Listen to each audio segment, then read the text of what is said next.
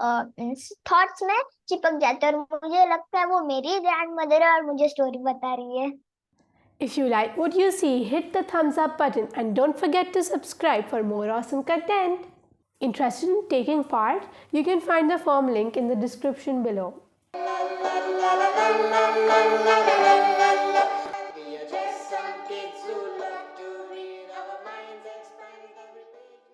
Welcome to Between the Pages. Today we're joined by the curious and talented 7-year-old Ishanvi. She's back on our channel with an enchanting book, Grandparents' Bag of Stories by the renowned author Sudha Murthy. Let's welcome Ishanvi. Hi Ishanvi, welcome back to Between the Pages. How are you? I'm good. How are you?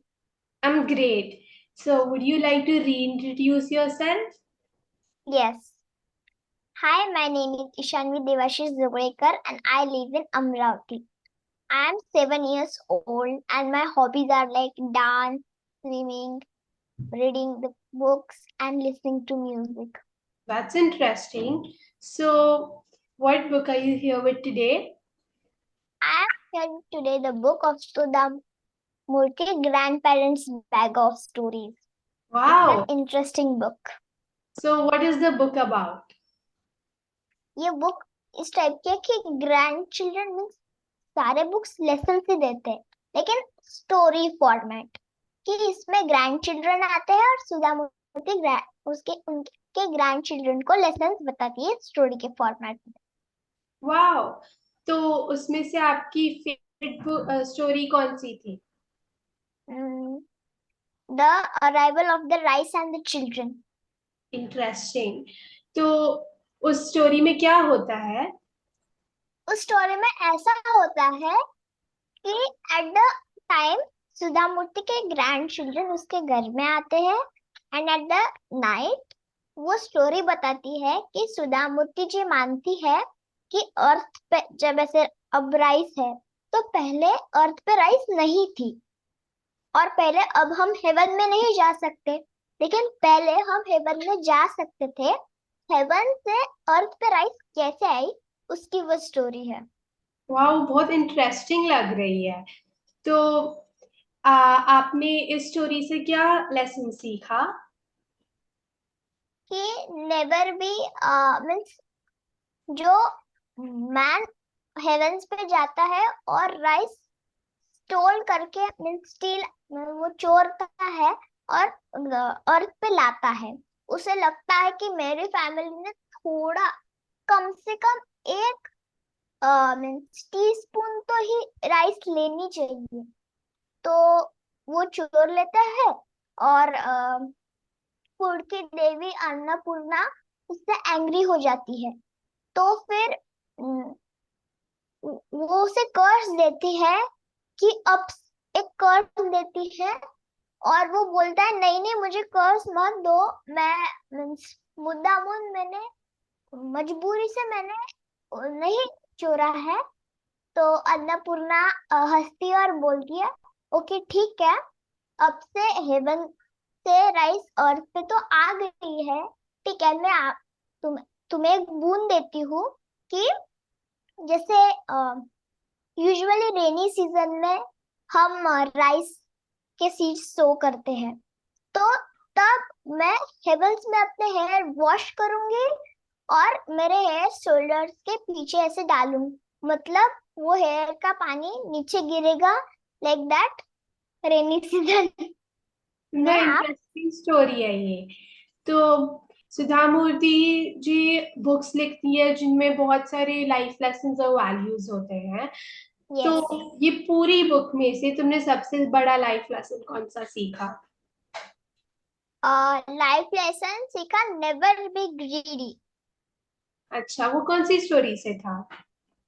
वो grand parents bag of story इस book में नहीं था वो the bird with golden wings में था। उसमें ऐसा था कि द काइंड स्टेप मदर में स्टोरी थी वो उसमें ऐसा हुआ था कि वो जो स्टेप मदर थी वो उसके स्टेप सन से बहुत काइंड थी वो एक काइंड नेचर की वुमन थी।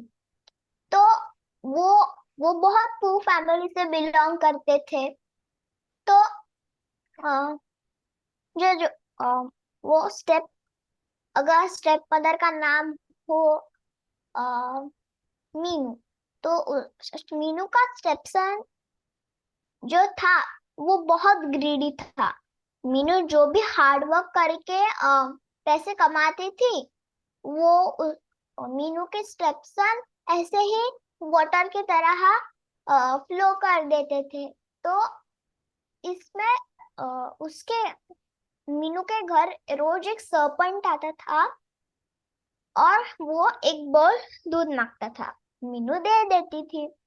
तो मीनू एक बार उसे अपनी कंडीशन बताती है, तो वो सरपंच बोलता है मेरे पूंछ की थोड़ी सी मीन्स पोर्शन का काटो और बाद में वो सुबह गोल्ड में हो जाएगा। तो सालों साल मीनू उस सरपंच को अपने एक बच्चे तरह पालती थी। वो कहती थी कि अगर तुम हर्ट हुए तो मैं नहीं जी पाऊंगी। तो वो बोला मुझे कुछ हर्ट नहीं होगा, मेरी टेल फिर से ग्रो हो जाएगी। तो रोज थोड़ा थोड़ा काटो और तुम मीन्स तुम्हारे मीन्स कैसे बोलूं, तुम्हारे तुम्हारी को। लाइफ की इनफ हो जाएगा। हाँ। तो वो जो स्टेपसन था मीनू का, वो ग्रीडी हो गया कि हाँ मेरे मदर ने इतने सारे पैसे किधर से लाए। तो उसे पता चला कि वो सरपंच और उसकी टेल का वो रहस्य। तो उसने बड़ा पोर्शन काटा और सरपंच हर्ट हो गया। तो वो कभी नहीं आया और नेवर बी ग्रीडी। इस ये लेसन मैं सीख रही हूँ इस स्टोरी से। इतनी फैंटास्टिक लेसन है ना वो, और इतनी अच्छी स्टोरी लग रही है तो। तो तुम्हें क्या इंस्पायर किया था ये सुधा मूर्ति की बुक्स पढ़ना? तुमने पहली कौन सी बुक पढ़ी थी? सबसे पहले मैंने पढ़ी थी grand mass bag of stories. जब तुमने वो खत्म कर ली थी तुम्हें कैसा लगा था? मुझे बहुत अच्छा लगा था, क्योंकि एक चीज थी I have learn the life lesson, और दूसरी चीज थी कि मैंने वो 4 डेज में कंप्लीट कर दी थी। वाओ। तो उसके बाद फिर तुम्हें क्या इंस्पायर किया था? तुम्हें उसमें इतना अच्छा क्या लगा था कि तुम्हें और बुक्स पढ़नी पड़ी? क्योंकि तुमने अराउंड 10+ बुक्स पढ़ चुकी है ना सुधा मूर्ति की। यस। तो तुम्हें क्या 13। इंस्पायर किया था? कि लाइफ लेसन की एक चीज थी, और उसके मीन्स यूजुअली स्टोरीज में इधर मीन्स अदर स्टोरी बुक्स में कैसा होता है कि डायरेक्ट स्टोरी स्टार्ट देते हैं, like there once lived there a tortoise and he was too walking too slow with a rabbit। तो लाइक सुधा मूर्ति जी के बुक्स में वैसा नहीं है। क्या होता है ना कि ग्रैंड चिल्ड्रन जैसे होते हैं वो नॉटीनेस करते, तो वो नॉटीनेस करते हैं सुधा मूर्ति के ग्रैंड चिल्ड्रन। सुधा मूर्ति जी को एक इंसिडेंस याद आता है, और वो फिर वो उसमें लेसन्स इंसिडेंट्स के मीन स्टोरीज के थ्रू देती है। अच्छा, तो क्या सुधा मूर्ति की बुक्स में पिक्चर्स हैं? यस, वो ब्लैक एंड व्हाइट पिक्चर्स है। तो तुम्हें वो कैसे लगते हैं? क्या वो स्टोरी में हेल्प करते हैं अंडरस्टैंड करने के लिए? यस, अंडरस्टैंड करने के लिए हेल्प करते हैं। लेकिन वन मोर थिंग मुझे लगी थी कि अगर पिक्चर्स दिए तो भी अच्छा, पिक्चर नहीं दिए तो भी अच्छा। क्योंकि पिक्चर वो एक पेज देती, एक पेज इतना बड़ा वो पिक्चर देती, लेकिन पेज में अगर पिक्चर ही नहीं दिया और कुछ लिखे तो बहुत अच्छा हो जाएगा।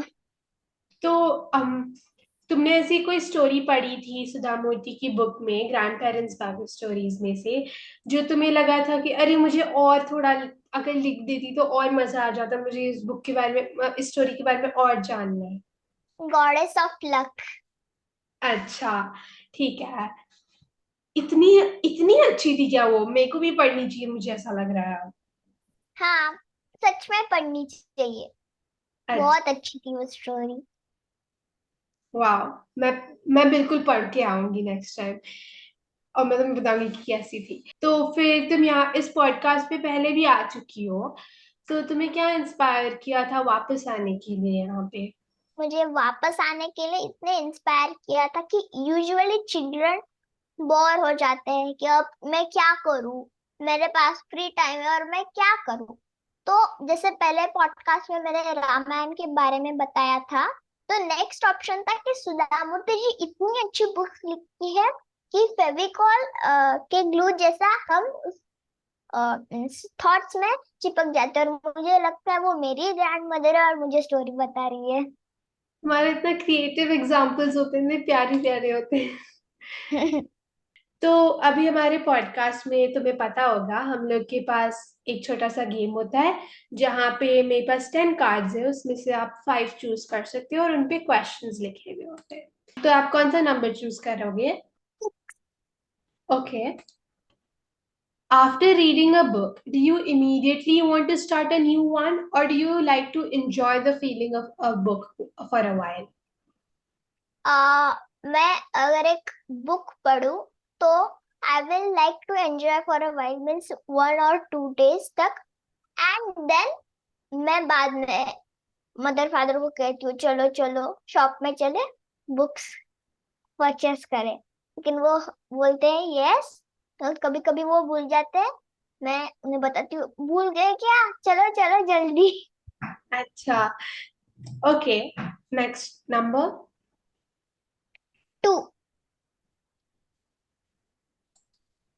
What book are you currently reading and how do you like it so far? I have completed my books and I am now starting the book Wise and Otherwise. उसमें वो किसने लिखी है? मैंने तो कभी सुना नहीं है इस बुक के बारे में। सुधा मूर्ति ने ही लिखी है अच्छा, मुझे बताना कैसी है। ये। अच्छा, ओह, वो न्यू है क्या? नहीं, वो बहुत पहले लिखी है, ओह, ओके, लॉकडाउन किया। Moving on. Okay. 1. If you could be any character from a book, who would you choose and why?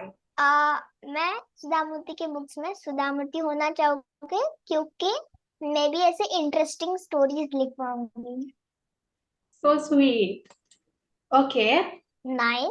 If you could have any superpower from a book, which one would you want to have and how would you use it? अगर super power सुधा मूर्ति जी के books में नहीं है और मैं एक दूसरी book consider करना चाहूंगी, the Vedas and the Upanishads.